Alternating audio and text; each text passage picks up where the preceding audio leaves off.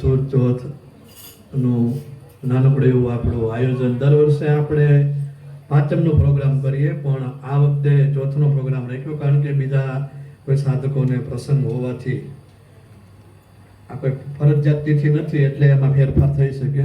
પણ વૈશાખ મહિનાની તિથિ હોય તો એમાં ફેરફાર ન થાય. પણ એટલે પ્રોગ્રામમાં થોડુંક એક દિવસ વહેલું કર્યું. મહાપુરુષો સંતો આ વિષયમાં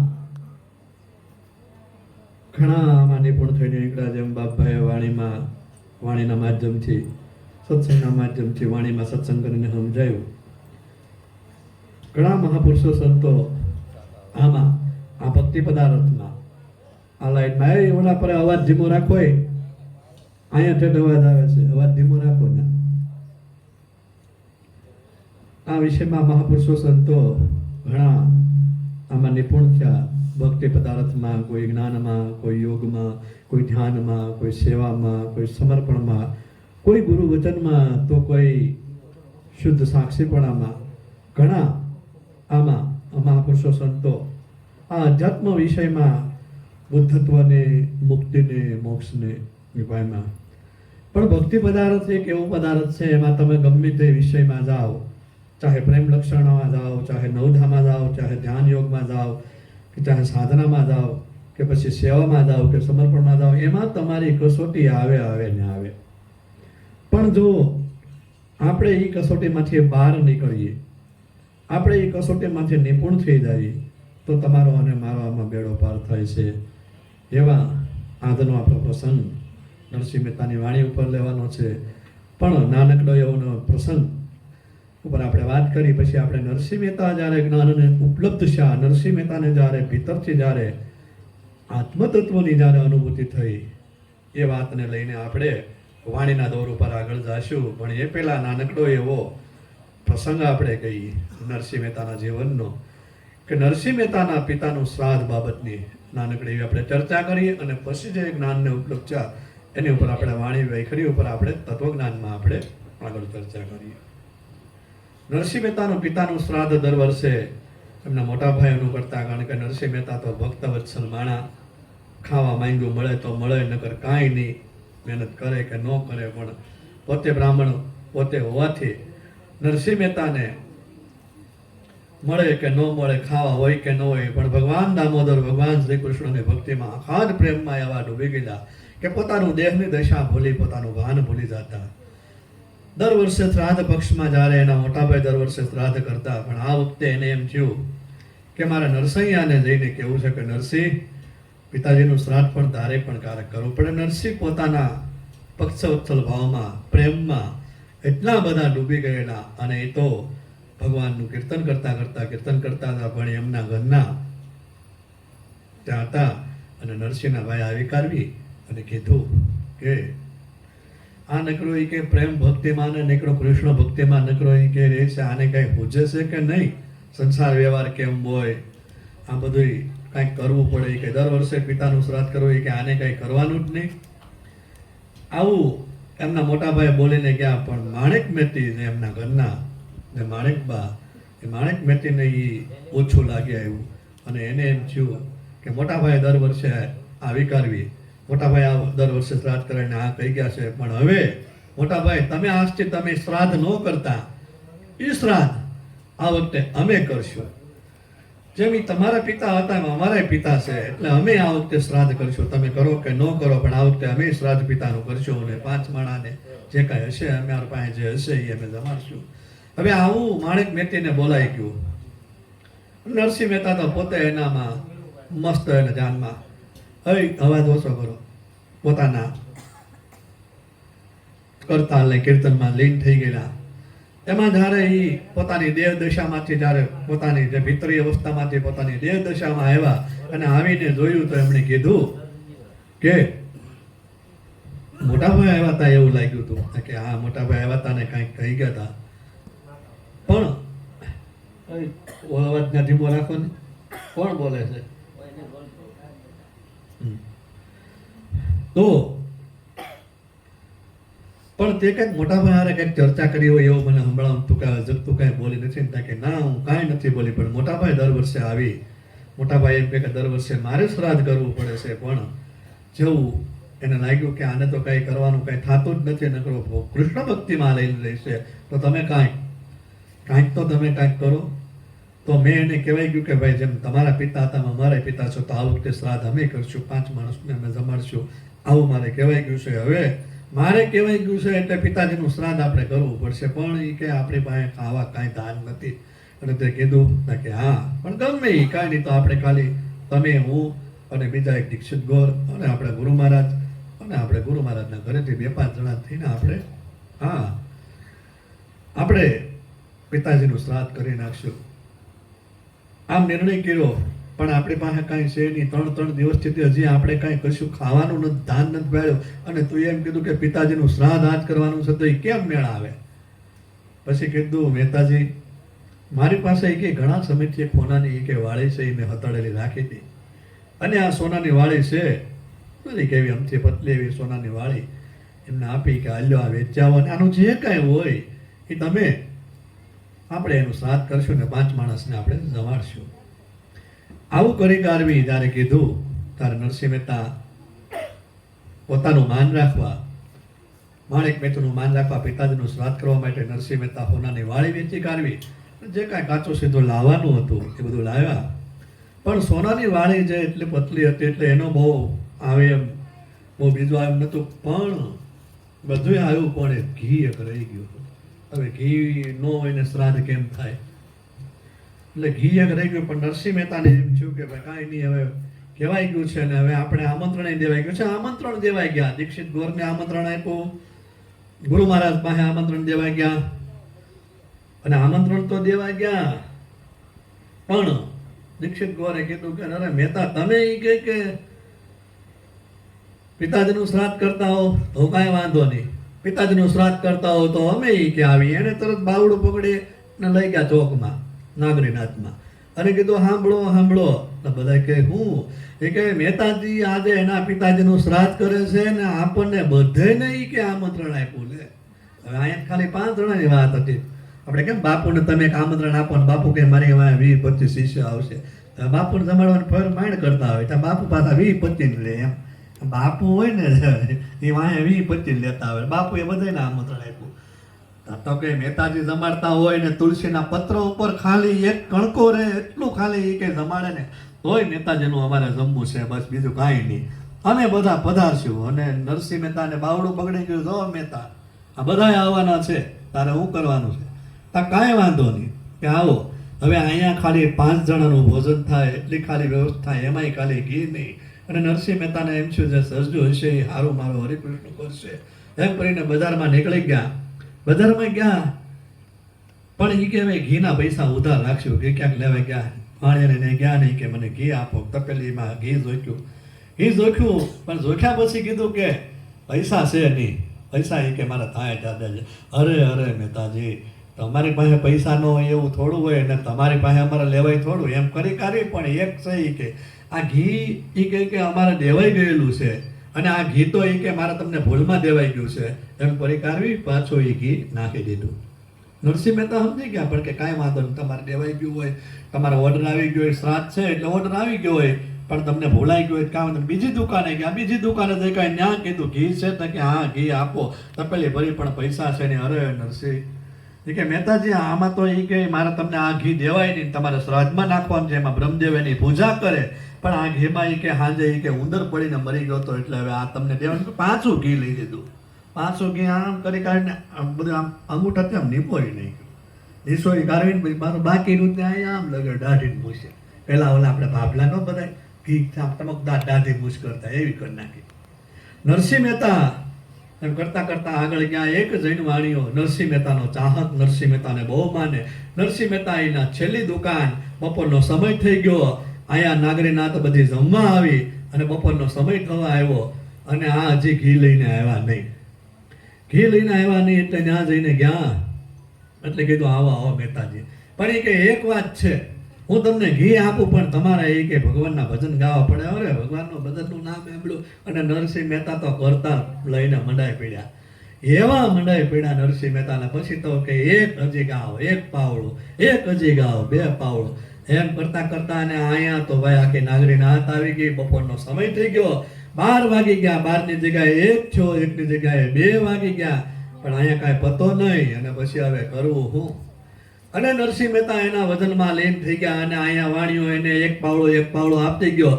અને અહીંયા આખી નાદ જઈને બેઠીને નાદ બધી થૂથું કરીને વાત કરવા મળીને પછી ઈ નરસિંહ મહેતાના જે અવાજ જે નીકળ્યો ને ઈ જે નાદ જે નીકળ્યો ને ઈ નાદ સીધો દ્વારકામાં ગયો ને દ્વારકાની ધજા આથમણીથી ઉગમણામાં ફરી જુનાગઢ બાજુ બાપુ.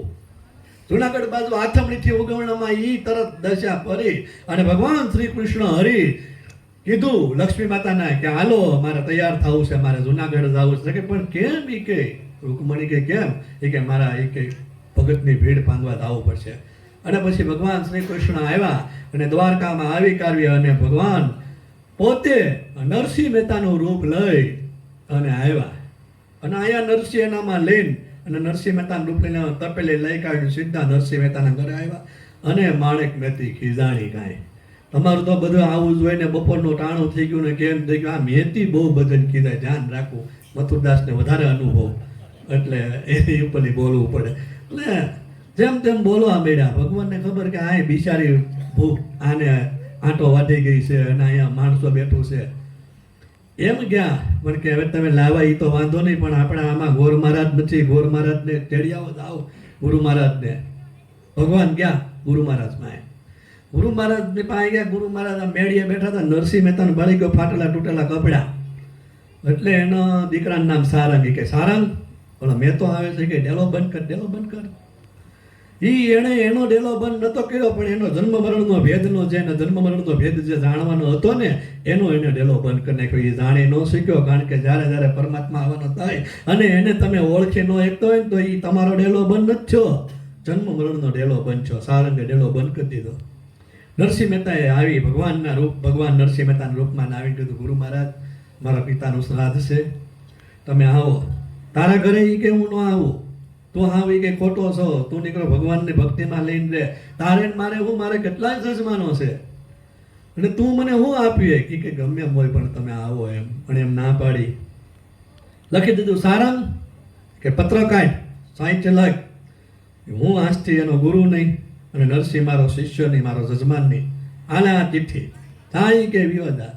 હવે ગોર મહારાજને લાવ્યા વિના ગુરુએ તો ના પાડી દીધી, લખાણ કરી દીધું. હવે ગોર મહારાજને લાવવામાં શું કરું? એમાં નરસિંહ મહેતા જતા હતા. એક ગોર મહારાજ નરસિંહ મહેતાના ચાહક.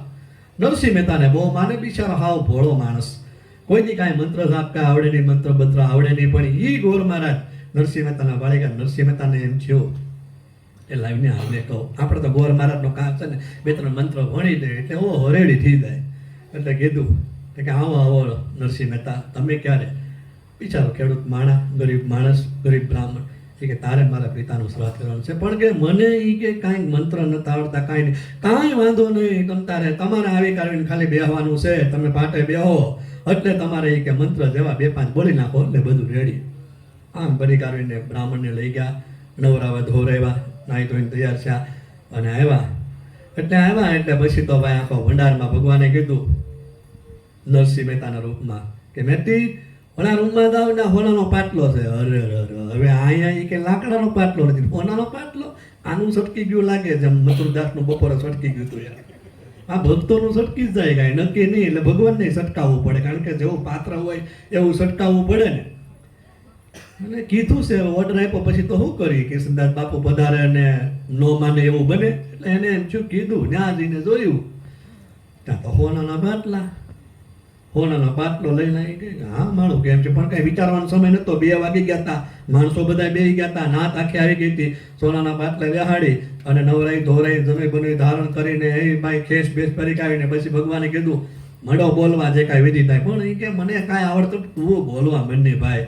પણ કે મને કાંઈ આવડતું. ભગવાન કે કાંઈ નહીં, ખાલી આમ ભરી કાઢીને આંગળી અડાડીને તા તો અહમ બ્રહ્માસ્મિ કરી કાઢીને એ વેદ તરત વેદમાંથી સૂત્રો બધા નીકળવા માંડ્યા ભાઈ. હવે ભાઈ જેનો શ્રી હરિને જેને આંગળી ટચ થાય અને એને વેદના મંત્રો અને એને ઉપનિષદના સૂત્રો અને એને જ્ઞાનના શબ્દો ન નીકળે તો કોને નીકળે? અને બ્રાહ્મણમાંથી ભાઈ નાભીમાંથી બધા શબ્દો નીકળવા માંડ્યા અને સૂત્રો બધું બોલવા માંડ્યા. લાવો એ કે ઓલો બાજોર, લાવો એ કે દીવો, લાવો એ કે ઘી, લાવો વાઈટ, લાવો એ કે આ કેળા, લાવો સફરજન, બધું મીડા લાવવા. ને સૂત્રો નીકળવા મળ્યા એક પછી એક ને હવે તમે આમંત્રણ આપ્યા હો. બધાને આમંત્રણ આપ્યા અને ભગવાને એના દૂતોને કીધું કે હાલો નરસિંહ મહેતાને એના આપણા રસોઈ બનાવવા જવાનું છે. હવે ભગવાનના દૂતો આવે એટલે એને કાંઈ હાજર જેમ અત્યારે આંધણ મૂક્યા આંધણ તો ન મૂકવાનું હોય. એને તો ખાલી પલમાં દીદાર થાય એમ કરવાનું હતું.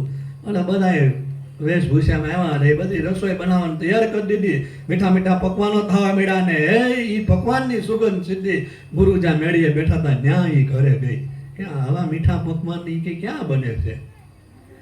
છોકરા કે દાદા એ કે આમ ઓલા પરેલી વાયસ આવે છે હુરા દાદાના ઘરેથી. ત્યાંથી આવે ધુવાડો નીકળે ને કંઈક જમ્યો જાયમો છે કે અમે જઈ તો કે જાઓ. હવે એ એમાં ગયા એટલે એમના ગુરુ માતા તૈયાર છે. ગુરુ માતા તૈયાર છે કે હું તો જાઉં મારા છોકરાને એમને કેમ લઈને જવા. ગુરુ માતા તૈયાર થઈને ગયા એટલે તરત આવ્યા એટલે કીધું મેથીને કીધું મેથી એ કે ગુરુ માતા આવ્યા છે એનું સ્વાગત કરો. એમને બેહાડવા માટે બાજોટ આપો. હોનાનો બાજોટ આપ્યો, પાટલો આપ્યો અને એને સંગે મરમરની હાડી આપો. આમ ખજાનામાં જોયું દાદો સંગે મરમરની હાડી. અને પછી ભાઈ કઈ ભગવાન કઈ હવે આ બધો વિષય એવો છે ને મોરેજ બાપુ બહુ આમાં સરસ વાત કરે મને બહુ ગમે કે તમને એમ થાય કે આ હોનાના પાટલા ના બધું બનવા માંડ્યું ને આ હોનાના બાજોટ ના મીઠાઈ પકવાન બને આવું બધું થતું હોય છે. એટલે આમાં બુદ્ધિ કામ ન કરે. બુદ્ધિને વિજ્ઞાનને ઘડીક સાઈડમાં મૂકી દેજો તો જ સમજાય એવું છે. નકર આમાં તમને મને સમજાય એવું નથી. આમાં બુદ્ધિનું મન તો કામ જ ન કરે, આમાં વિજ્ઞાને કામ ન કરે. આમાં ખાલી છે ને જોયે રખાય, સાંભળે રખાય, જાણે રખાય. જો જેને ઘટના ઘટી હોય ને એટલે નકર એમ થાય કે મેં આવું કંઈ થોડું હોય, આવું કંઈ થોડું ગણાય એમ કે એવું થોડું બન્યું હોય, એવું થોડું પેલા પણ એનું બન્યું છે એટલે તો આજ વાર્તા કરવી પડે. તો આપણા બાપ દાદાની એ કથા ન કરતા હોય મારા દાદાએ આમ કર્યું, પરાણા દાદાએ આમ કર્યું. કારણ કે દાદાએ કંઈ સારું કર્યું જ ન હોય અને દાદાને કોઈ મેળવું જ ન હોય. નરસિંહ મહેતા ક્યાં આપણા હગા થાય છે? ત્યાં આપણે નરસિંહ મહેતાને જ વાત કરવી પડે. પણ એના કામો કર્યા મહાપુરુષો સંતોના, ભગવાને કામો કર્યા. અને પછી તો ભાઈ બધું પકવાન બની ગયા અને આખી નાતને જમાડી. એ જમાડામાં બધાને બેહાડ્યા. હોનાના બાજોટ, હોનાની થાળી, હોનાના પાટલે બધાને પહેલા ઢીટણીયા હોનાના. અને પછી તો જલેબી ને ગુલાબ જાંબુ, લાડવા ને ભજીયા ને બધું બનવા માંડ્યું. એ બધું મીઠા પકવાનો બધા બનવા માંડ્યા. અને પછી બધું બનતા બધા ખાવા માંડ્યા. અને અહીંયા નરસિંહ મહેતા તો હજી લીન થઈ ગયા હો, જેને કંઈ ખબર નથી. એ તો એક પછી એક કૃષ્ણ ભક્તિના ગીતો ગાવા માંડ્યા. અને અહીંયા બધે નરસિંહ મહેતાના પિતાનું શ્રાદ્ધ બધે જમ્યું. અને પછી એ જે ભગવાન એના રૂપમાં હતા એને કીધું કે સાંભળો એ કે જે આ થાળીઓનો વેટકાને છે ને ગ્લાસને એ બધાને લઈ જવાનું છે. તો એમાં તો એક તો એ કે એટલા બધા લાડવા ખાઈ ગયો હતો ને કે આમ ઊંચું નહોતું જોવાતું. આ વ્યાખ્યાન કરો એમ કે પણ જેવું એમ કીધું ને કે આ હોનાની થાળીનું હોનાનું વાટકાને બાજોટ લઈ જવાનું ત્યાં એમ થઈ ગયું તરત લઈ જવાનું ત્યાં હેઠું થઈ ગયું. એ કે કાનો બધું ઉપાડી કાઢવીને એ બધું લઈ ગયા. અને પછી ભગવાને કીધું હવે આપણું કામ પૂરું છે. હમણાં ઓલો નરસિંહ મહેતા આવશે ને બધું ભાંડો ફૂટશે. એટલે નરસિંહ મહેતાને પછી ભગવાને કીધું કે હવે હું દામોદર કુંડમાં જઈ અને નાહીને આવું. આમ કરી કાઢવી. અને ભગવાન પછી દામોદર કુંડ બાજુ ગયા. અહીંયા નરસિંહ મહેતાને કીર્તનમાંથી લીન થતા પૂરું થયું. એટલે પછી ઘીની બહણી તપેલી આપી કરીને નરસિંહ મહેતાએ જોયું કે ઓહો એ કે 3-4 વાગી ગયા. હવે તો એ કે મેથી હમણાં કાઢી થાય, હવે શું કરવું? પણ હવે જે હોય ના જઈને જોયું તા કે આ હું એ કે લઈને આવ્યા. ત્યાં તો આમ જોયું ત્યાં તો બધા એ કે માણસો બધા ના જમીન ભેગા એ કે અત્યારે એ કે આવ્યા ક્યાં ગયા હતા તમે? નાવા નથી ગયા હતા કે પણ હું તો હજી કે ઘી લઈને આવું છું. કેમ ઘી લઈને? તાકે અરે આ બધી નાચ જમી ગઈ, નાગરી નાચ જમી ગઈ. હોનાના થાળી, હોનાના વાટકા, હોનાના બાજોટ, હોનાના પાટલા અને બધાને એ કે દાન કર્યું. તો કે કોણ? એ કે તમે કે આ બધા જમીને ગયા. એ કે આ જવો એ કે આ પ્રમાણ આપીને ગયા.